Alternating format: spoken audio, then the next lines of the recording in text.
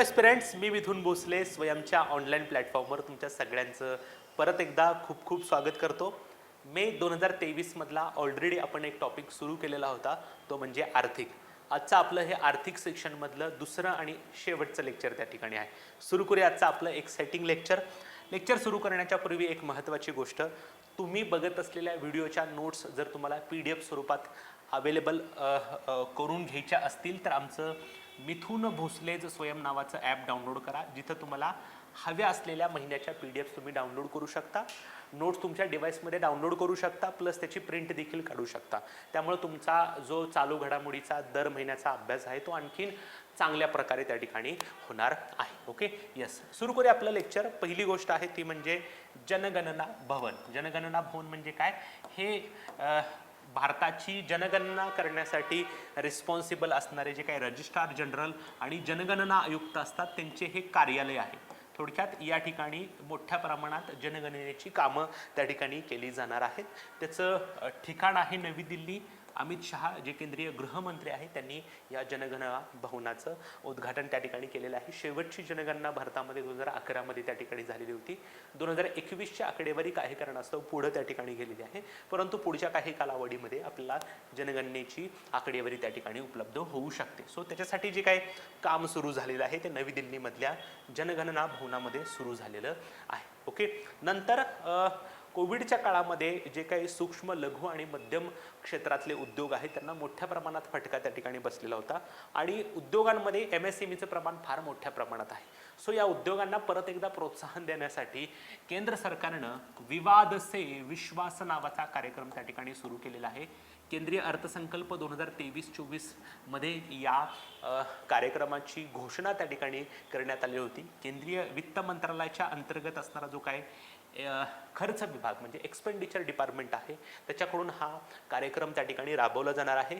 कोविड-19 महामारीच्या काळात प्रभावित झालेल्या सूक्ष्म लघु आणि मध्यम उद्योगांना, आपण त्याला मायक्रो स्मॉल आणि मीडियम इंडस्ट्रीज म्हणतो, त्यांना मदत करण्यासाठी हा उपक्रम सुरू झालेला आहे. बेसिकली त्या काळामध्ये बऱ्याच जी काही MSME होत्या त्यांच्यावरचं जे काही थकीत कर्जाचं प्रमाण होतं ते वाढत चाललेलं होतं. तो ओव्हरऑलच MSMEवरचा आर्थिक भार कमी करणं हे या विवाद से विश्वास कार्यक्रमाचं उद्देश आहे. ओके, सो माहिती असू द्या, विवाद से विश्वास कार्यक्रम केंद्रीय वित्त मंत्रालयानं MSMEसाठी त्या ठिकाणी सुरू केलेला आहे. Okay, yes. नंतर आहे 100 days 100 pays मोहीम. काय प्रकार आहे तर केंद्रीय RBIनं या प्रकारच्या मोहिमेची घोषणा त्या ठिकाणी केलेली आहे आणि प्रत्येक बँकांमार्फत ही मोहीम इनडायरेक्टली राबवली जाणार आहे. तर काय केलं जाणार आहे तर प्रत्येक बँकेमध्ये ज्या काही 100 दावा न केलेल्या मोठ्या ठेवी असतील, आपण त्याला अनक्लेम डिपॉझिट्स म्हणतो, त्या अनक्लेम डिपॉझिट्स 100 दिवसांच्या आत शोधायच्या आहेत आणि त्यांचं निराकरण त्या ठिकाणी करायचं आहे. सो 100 days 100 pays मोहीम RBIनं सुरू केलेली आहे, जी देशातील बँकांद्वारे सुरू करण्यात आलेली मोहीम आहे 100 दिवसांसाठी. कारण 100 days 100 pays लिहिले. So what is 100 pays? 100 pays म्हणजे देशातील प्रत्येक जिल्ह्यांमध्ये प्रत्येक बँकेमध्ये जे काही 100 दावा न केलेल्या मोठ्या ठेवी असतील, मोठ्या ठेवी ज्या दावा केलेल्या नाही आहेत त्याला आपण अनक्लेम डिपॉझिट म्हणतो, त्यांचा शोध घ्यायचा आहे आणि त्यांचं निराकरण त्या ठिकाणी करायचं आहे. So RBI start 100 days 100 pays campaign. Okay, ज्याच्यामध्ये जे काही अनक्लेम डिपॉझिट आहे त्यांचं त्या ठिकाणी शोध घेतला जाणार आहे आणि त्याचं निराकरण केलं जाणार आहे. Okay, next. नंतर एक महत्त्वाची गोष्ट आहे की 100 तासामध्ये त्या ठिकाणी 100 किलोमीटरचा रस्ता बांधण्याचा विक्रम त्या ठिकाणी national highway authority of India, आपण त्याला NHAI किंवा भारतीय राष्ट्रीय महामार्ग प्राधिकरण म्हणतो, त्यांनी हा केलेला आहे. सो हा जो काही 100 किलोमीटरचा पॅच होता तो कोणत्या महामार्गावर बांधण्यात आलेला आहे हे तुम्हाला त्या ठिकाणी विचारलं जाऊ शकतं. त्यामुळं लक्षात ठेवा, हा जो काही 100 किलोमीटरचा रस्ता 100 तासामध्ये बनवला तो आहे गाझियाबाद ते अलीगड द्रुतगती महामार्ग जो आहे, जो NH34 मध्ये ओळखला जातो. याच्यामधला जो काही 100 किलोमीटरचा सेक्शन आहे तो त्या ठिकाणी 100 तासात बांधण्याचा विश्वविक्रम त्या ठिकाणी करण्यात आलेला आहे. बिटुमिनस कॉन्क्रीटचा हा रस्ता आहे. Ghaziabad Aligarh express private limited cube highway trust आणि लार्सन अँड टुर्बो या कंपन्यांनी याची जबाबदारी त्या ठिकाणी घेतलेली होती. सो माहिती असू द्या, 100 तासात 100 किलोमीटरचा रस्ता खालीपैकी कोणत्या महामार्गावर बांधण्यात आला? गाझियाबाद ते अलीगड द्रुतगती महामार्ग, जो NH34 म्हणून देखील ओळखला जातो. Okay, yes. आता आपण संक्षिप्त घडामोडीमध्ये जाणार आहोत, ज्याच्यामध्ये आपल्याला वन लाइनरच्या दृष्टीने काही घडामोडी महत्त्वाच्या आहेत. Okay, yes.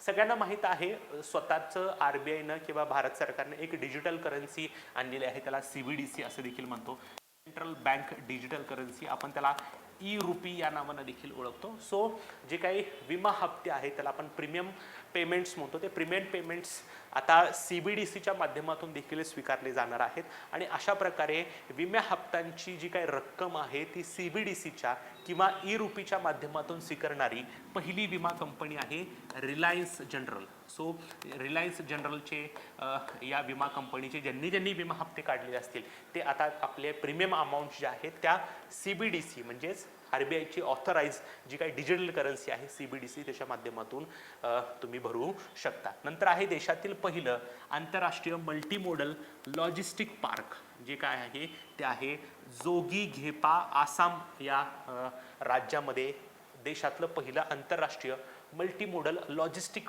त्या ठिकाणी विकसित केलं जाणार आहे. आता हे लॉजिस्टिक पार्क म्हणजे काय, तर सगळ्यांना माहीत आहे लॉजिस्टिक्सचा अगदी डिक्शनरी वर्ड जर करायचं असेल तर आपण त्याला माल हाताळणी म्हणतो. आता ही माल हाताळणी म्हणजे काय, एखादी वस्तू उत्पादित झाल्यापासून आवश्यक ठिकाणी पोहोचेपर्यंत जे काही ॲक्टिव्हिटीज आपण करतो त्याला आपण प्लॅनिंग करतो, त्याला सगळं लॉजिस्टिक्स म्हणतो. समजा फॉर एक्झाम्पल एका ठिकाणी कापड तयार झालेलं आहे आणि कापड विशिष्ट ठिकाणी पोहोचवायचं आहे. सो याच्यासाठी लागणारं जे काही प्लॅनिंग आणि कोऑर्डिनेशन आहे त्याला आपण लॉजिस्टिक्स असं त्या ठिकाणी म्हणत असतो. सो अशा प्रकारचं देशातलं पहिलं आंतरराष्ट्रीय मल्टीमोडल लॉजिस्टिक पार्क जोगीघेपा आसाममध्ये त्या ठिकाणी उभारलं जात आहे. नंतर एक फार महत्त्वाची गोष्ट आहे बघा, शाश्वत विकास उद्दिष्टे, आपण त्याला SDGs किंवा सस्टेनेबल डेव्हलपमेंट गोल्स म्हणतो. 2030 पर्यंत आंतरराष्ट्रीय स्तरावर म्हणजे युनायटेड नेशननं 17 सस्टेनेबल गोल्स सेट त्या ठिकाणी करून दिलेले आहेत, जे विविध देशांना त्या ठिकाणी अचीव्ह करायचे त्या ठिकाणी आहेत. आणि हे साध्य करण्यासाठी प्रत्येक देश, प्रत्येक शहर, प्रत्येक राज्य त्या ठिकाणी प्रयत्न करत आहे. आणि ही जी काही शाश्वत विकास उद्दिष्टे साध्य करण्यासाठी जी काही आपण प्रगती करतो आहे ती प्रगती मोजणारं भारतातलं पहिलं शहर आहे भोपाळ. माहिती असू, सस्टेनेबल डेव्हलपमेंट गोल्स साध्य करण्याच्या दिशेने प्रगती मोजणारं देशातलं पहिलं शहर ते आहे भोपाळ. याचा अर्थ ह्या भोपाळ शहराच्या माध्यमातून SDG मधले काय जे 17 गोल्स आहेत ते कशा पद्धतीनं आपण अचीव्ह करत आहात ते कुठेतरी त्या ठिकाणी चेक केलं जाणार आहे. सो SDG आणि भोपाळ हे त्यातले कीवर्ड्स आहेत, लक्षात ठेवा. नंतर आहे राष्ट्रीय उत्पादन नवीनता सर्वेक्षण, मॅन्युफॅक्चरिंग इनोव्हेशन सर्वे 2021-22 नुसार देशातील नाविन्यपूर्ण राज्य कुठले कुठले आहेत. एक आहे कर्नाटक. अलीकडे तुम्हाला पहिल्या क्रमांकावरच्या राज्याबद्दलच प्रश्न विचारला जाऊ शकतो. सो नॅशनल मॅन्युफॅक्चरिंग इनोव्हेशन सर्वे 21-22 नुसार देशातलं पहिलं राज्य आहे कर्नाटक. तेलंगणा आणि तामिळनाडू अनुक्रमे दुसऱ्या आणि तिसऱ्या स्थानावर त्या ठिकाणी आहेत. नंतर आहे देशातला पहिला पॉड टॅक्सी प्रकल्प. मागच्या वेळेला आपण वॉटर टॅक्सी बघितलं होतं, आठवतंय का बघा. मागच्या वेळेला आपण वॉटर मेट्रो त्या ठिकाणी बघितलं होतं. वॉटर मेट्रो जे आहे ते कोची या ठिकाणी सुरू झालेला आहे. आता आपण पॉड टॅक्सी बघतोय बघा. पॉड टॅक्सी जो प्रकल्प आहे तो पॉड टॅक्सी प्रकल्प उत्तर प्रदेश राज्य सरकारनं सुरू केलेला आहे. So what is pod taxi? Pod taxi म्हणजे काय, एका ठिकाणाहून दुसऱ्या ठिकाणी तुम्हाला पोहोचवण्यासाठी एक स्वयंचलित कार त्या ठिकाणी असते, ऑटोमॅटिक कार त्या ठिकाणी असते. तिथं ड्रायव्हर नसतो, तुम्हाला तो इच्छित स्थळी त्या ठिकाणी नेत असतो.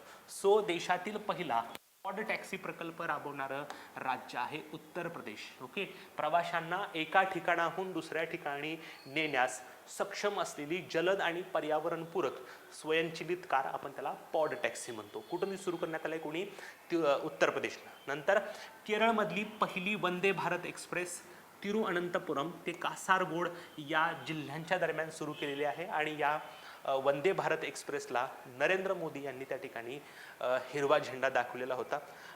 हातमाग हे भारतीय संस्कृतीचं वैशिष्ट्य आपल्याला म्हणता येईल. इथं भरपूर कलाकार त्या ठिकाणी हातमागाच्या माध्यमातून कापड त्या ठिकाणी विणत असतात.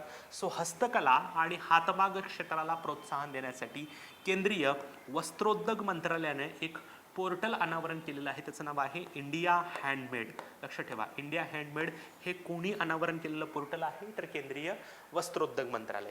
नंतर आहे बघा, तमिळनाडूमधल्या एका उत्पादनाला GI टॅग मिळालेला आहे, म्हणजे जिओग्राफिकल इंडिकेशन टॅग मिळालेला आहे.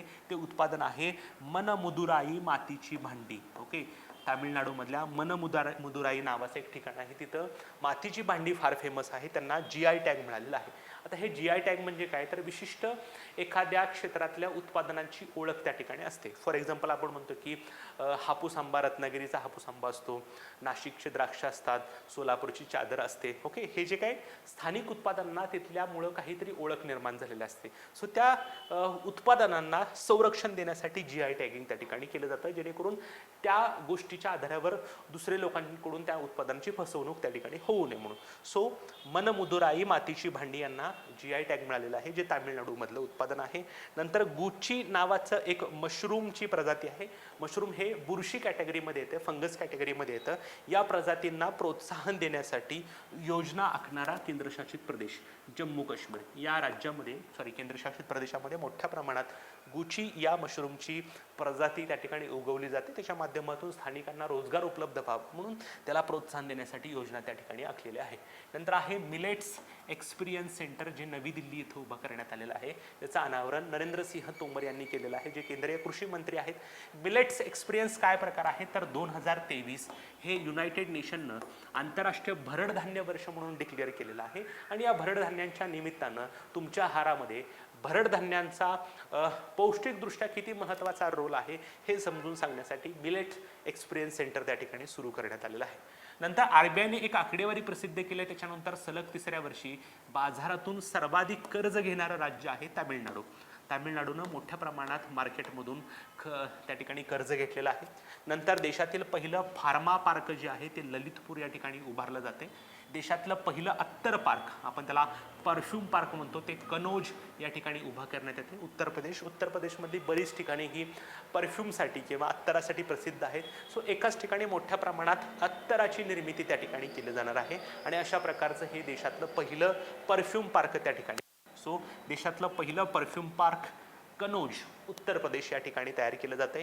नंतर केंद्रीय बंदरे, जहाज बांधणी आणि जलमार्ग मंत्रालयाकडून सागर श्रेष्ठ सन्मान, ओके, सागर श्रेष्ठ नावाचा सन्मान आहे, तो कोचीन बंदराला त्या ठिकाणी मिळालेला आहे. ओके, नंतर आहे PMLA कायदा, prevention of money laundering act.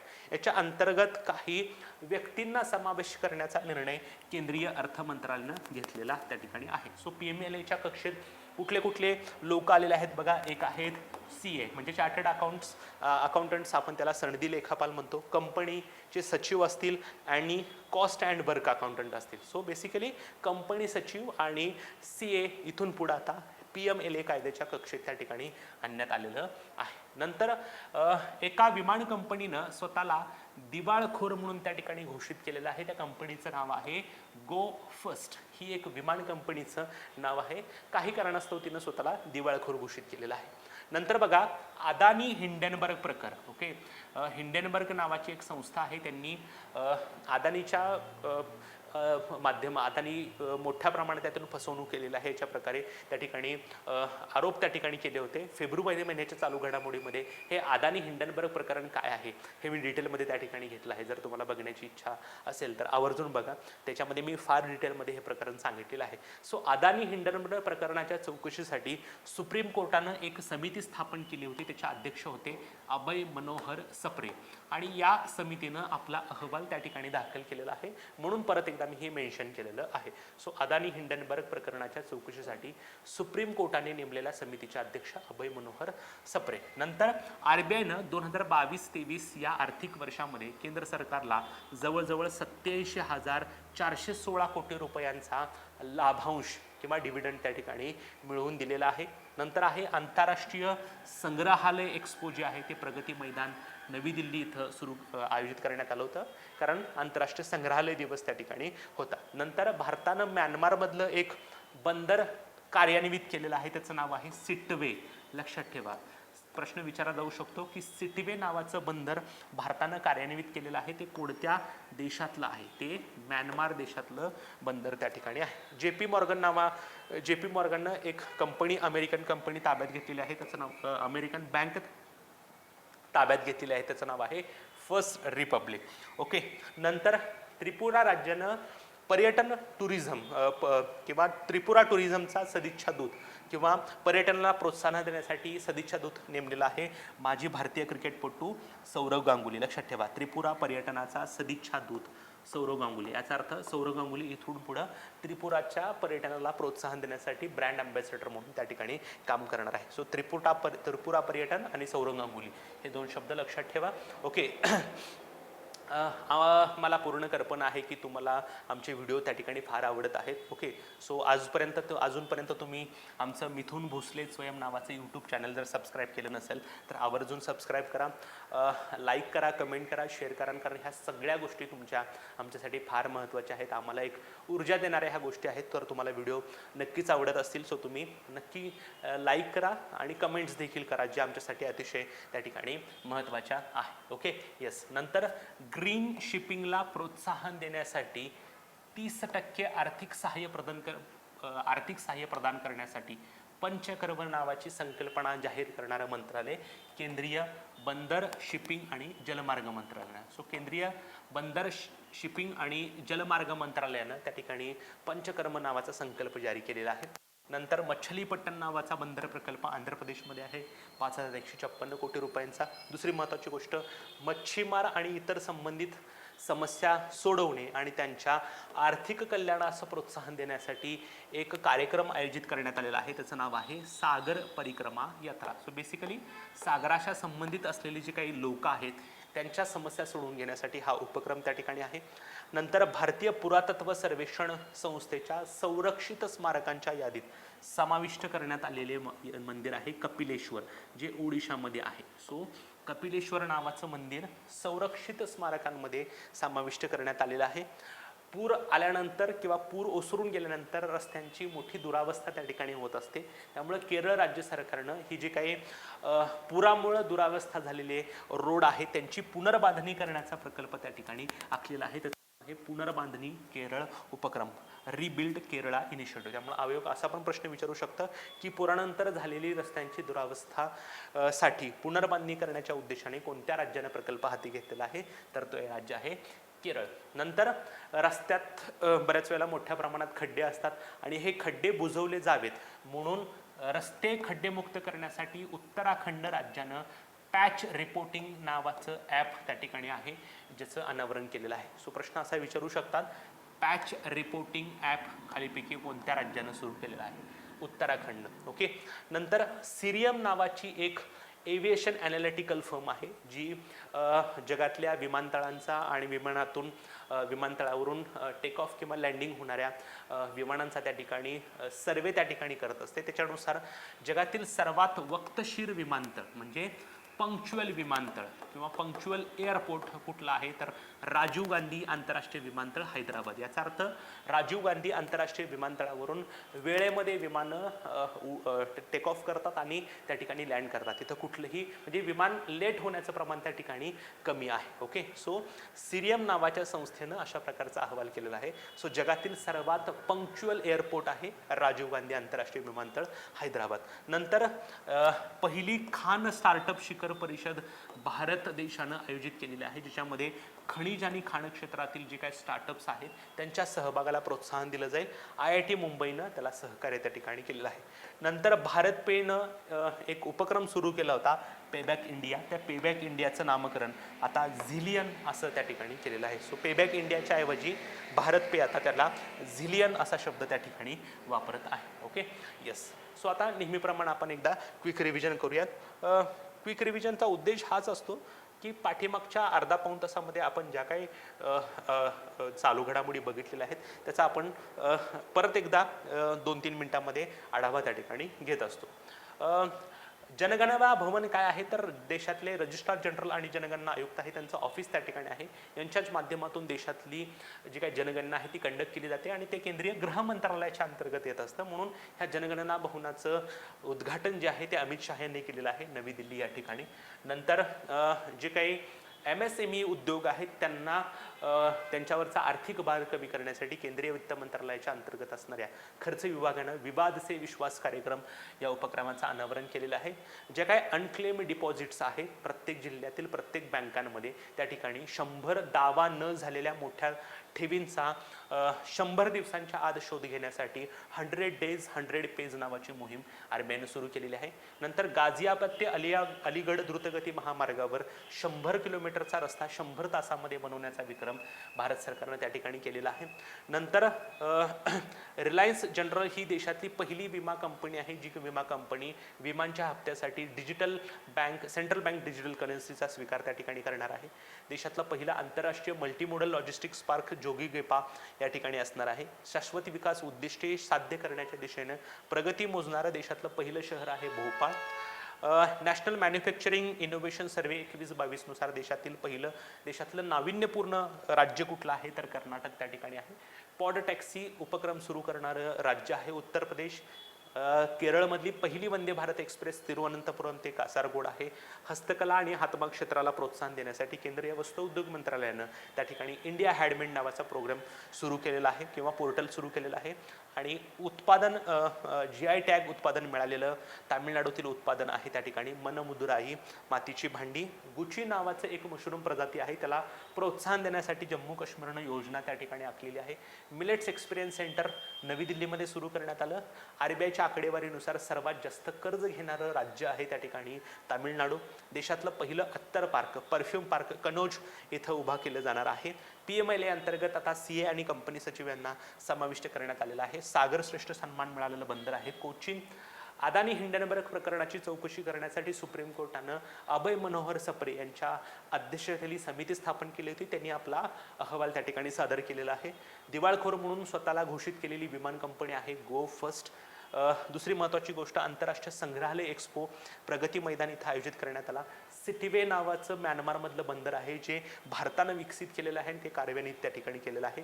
Tripura पर्यटनाचा सदिच्छा दूत म्हणून भारताचा माजी कर्णधार सौरव गांगुलीची नियुक्ती करण्यात आलेली आहे. JP मॉर्गन या कंपनीनं अमेरिकेतली एक बँक ताब्यात घेतलेली आहे त्याचं नाव आहे फर्स्ट रिपब्लिक. नंतर आहे बघा मच्छलीपट्टम नावाचा बंदर प्रकल्प आंध्र प्रदेशमध्ये आहे. सागर परिक्रमा यात्रा नावाचा एक उपक्रम सुरू करण्यात आलेला आहे जिथं मच्छीमार आणि त्यांच्या संबंधित समस्या सोडवण्याचा प्रयत्न त्या ठिकाणी करण्यात आलेला आहे. ओडिशामधलं कपिलेश्वर नावाचं जे काही मंदिर आहे ते संरक्षित स्मारकांच्या यादीमध्ये समाविष्ट करण्यात आलेलं आहे. आणि जे काही पुराण ओसरल्यानंतर जे काही रस्त्यांची दुरावस्था आहे त्याची पुनर्बांधणी करण्यासाठी केरळ राज्य सरकारनं उपक्रम हाती घेतलेला आहे. राज्यातले रस्ते खड्डेमुक्त करण्यासाठी पॅच रिपोर्टिंग ॲपचं अनावरण करणारं राज्य आहे उत्तराखंड. सिरियम नावाची एक संस्था आहे त्यांनी जगातील सर्वात वक्तशीर विमानतळांची यादी तयार केली. त्यातमध्ये 1 नंबरचं आहे राजीव गांधी आंतरराष्ट्रीय विमानतळ. खनिज आणि खाण क्षेत्रातील स्टार्टअपच्या सहभागाला प्रोत्साहन देण्यासाठी पहिली खान स्टार्टअप शिखर परिषद भारत सरकारकडून आयोजित केली जाते. भारत पे कंपनीकडून पेबॅक इंडिया नावाचं एक इनिशिएटिव्ह सुरू करण्यात आलं होतं त्याचं नामकरण आता झिलियन असं करण्यात आलेलं आहे. ओके, सो आजच्यासाठी आपण इथंच थांबतोय मित्रांनो. परत भेटूयात नवीन चालू घडामोडी आणि संकल्पना असेल. तोपर्यंत धन्यवाद.